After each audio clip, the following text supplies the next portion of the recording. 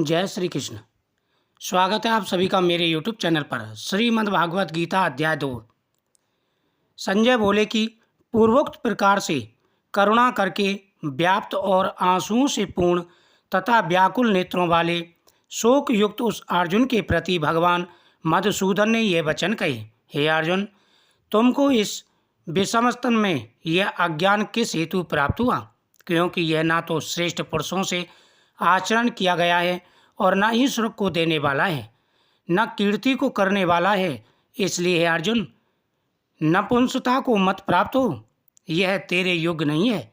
हे परतम, तुच्छ हृदय की दुर्बलता को त्याग कर युद्ध के लिए खड़े हो जाओ। तब अर्जुन बोले कि हे मधुसूदन, मैं रणभूमि में भीष्म पितामह और द्रोण के प्रति किस प्रकार बाणों से युद्ध करूंगा? क्योंकि ये अरे सूदन, वे दोनों ही पूजनीय हैं। इसलिए इन महानुभाव गुरुजनों को न मारकर इस लोक में भिक्षा का अन्न भी भोगना कल्याणकारक समझता हूँ, क्योंकि गुरुजनों को मारकर भी इस लोक में रुद्र से सने हुए अर्थ और काम रूप भोगों को ही तो भोगूंगा। और हम लोग ये भी नहीं जानते कि हमारे लिए क्या करना श्रेष्ठ है, अथवा यह भी नहीं जानते कि हम जीतेंगे या हमको बेजीतेंगे। और जिनको मारकर हम जीना भी नहीं चाहते, वे ही धृतराष्ट्र के पुत्र हमारे सामने खड़े हैं। इसलिए कायरता रूप दोष करके उपहत हुए स्वभाव वाला और धर्म के विषयों में मोहित चित हुआ मैं आपसे पूछता हूँ, जो कुछ निश्चय किया हो, कल्याणकारक साधन हो, वह मेरे लिए कहिए।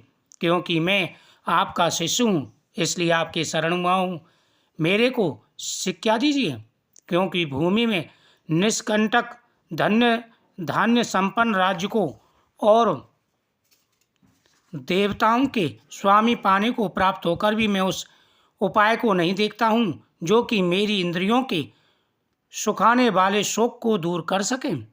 संजय बोले, हे राजन, निंद्रा को जीतने वाले अर्जुन अंतर्यामी श्री कृष्ण महाराज के प्रति इस प्रकार कहकर फिर गोविंद भगवान से युद्ध नहीं करूँगा ऐसे स्पष्ट कहकर चुप हो गई।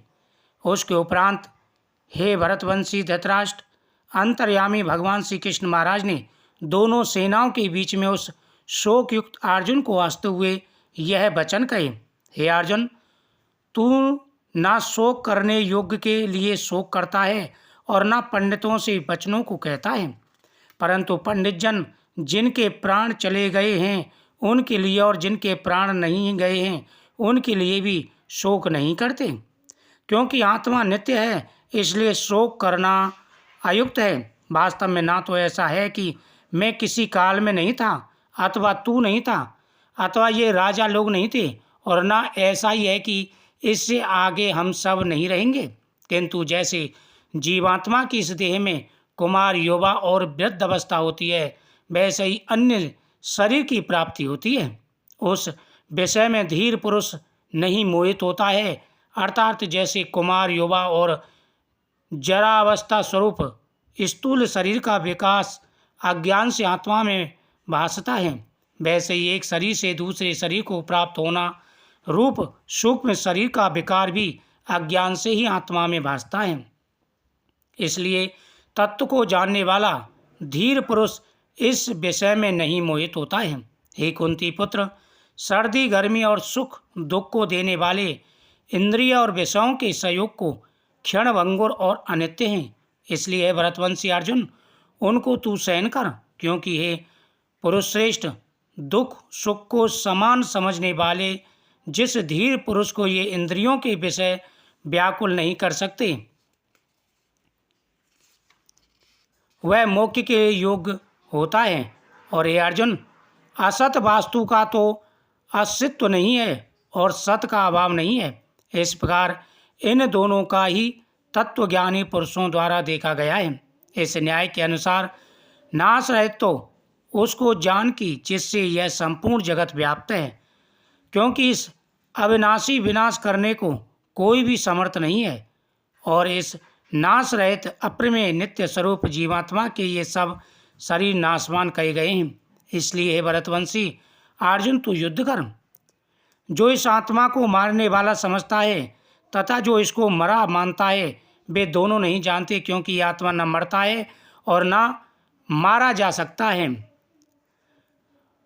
वंशांसि जीर्णानि यथा व्याय नवानि गृहाति नरो प्राणी तथा शरीराणि व्याय जीर्णान्यानि संयाति नमानि देहि। नैनं छिन्दन्ति शास्त्राणि नैनं दहति पावका न चैन क्लेश दंत्यापो न शेषयति मारुतः। अतः हे अर्जुन, यह आत्मा किसी काल में न जन्मता है और न ही मरता है, अथवा न यह आत्मा हो करके फिर होने वाला है, क्योंकि यह अजन्मा, नित्य, शाश्वत और पुरातन है। शरीर के नाश होने पर भी यह नाश नहीं होता।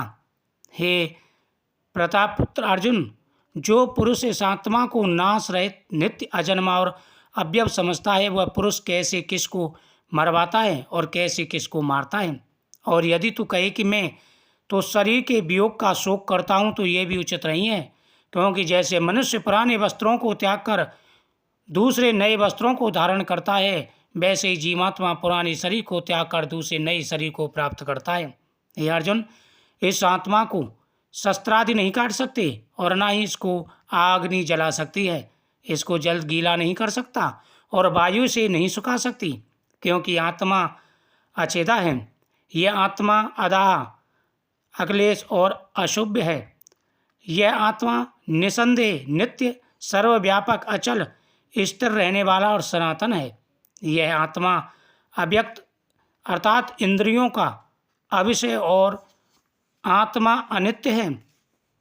आत्मा का ना कोई आकार है ना कोई स्वरूप है, अर्थ का मन का अविषय, और यह आत्मा विकार रहित अर्थात ना बदलने वाला कहा गया है।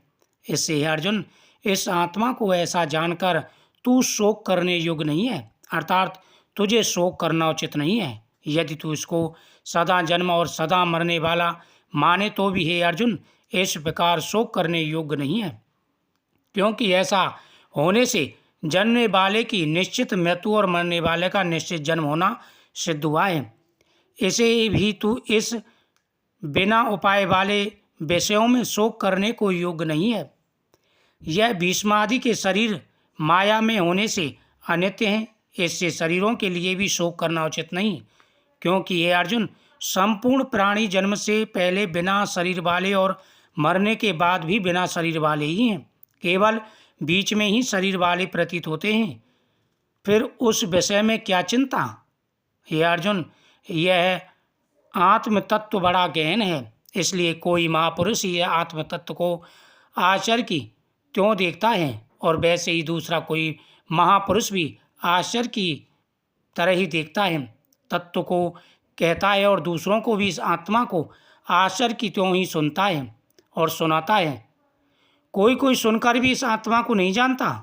हे अर्जुन, यह आत्मा सबके शरीर में सदा ही अवध्य है, इसलिए संपूर्ण भूत प्राणियों के लिए तू शोक करने योग्य नहीं है, और अपने धर्म को देखकर भी तू भय करने योग्य नहीं है, क्योंकि धर्म युक्त युद्ध से बढ़कर दूसरा कोई कल्याणकारक कर्तव्य क्षत्रियों के लिए नहीं है। हे पार्थ, अपने आप प्राप्त हुए खुले हुए स्वर्ग के द्वार रूप इस प्रकार के युद्ध को भाग्यवान क्षत्रिय लोग ही पाते हैं। यदि तू इस धर्म युद्ध संग्राम को नहीं करेगा तो स्वधर्म को प्राप्त होगा, और कीर्ति को खोकर पाप को प्राप्त होगा, और सब लोग तेरी बहुत काल तक निंदा करेंगे। अब कीर्ति तुझे प्राप्त होगी, और वह अपकीर्ति माननीय पुरुषों के लिए मरण से भी बुरी होती है, और तू जिनके तू बहुत माननीय होकर भी अब तुच्छता को प्राप्त होगा, वे महारथी लोग तुझे भय के कारण युद्ध से उपराम हुआ मानेंगे, और तेरे बैरी लोग तेरे सामर्थ्य की निंदा करते हुए बहुत से न कहने योग्य वचनों को कहेंगे। फिर उससे अधिक दुख क्या होगा। तेरा जीवन दुष्कर हो जाएगा। इससे युद्ध करना तेरे लिए सब प्रकार से अच्छा है, क्योंकि या तो मरकर स्वर्ग को प्राप्त होगा अथवा जीतकर पृथ्वी को भोगेगा। इससे अर्जुन, युद्ध के लिए निश्चित वाला होकर खड़ा हो।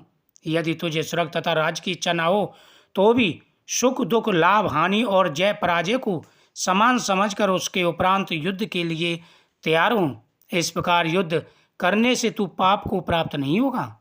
हे पार्थ, यह बुद्धि तेरे लिए ज्ञान योग के विषय में कही गई है और इसी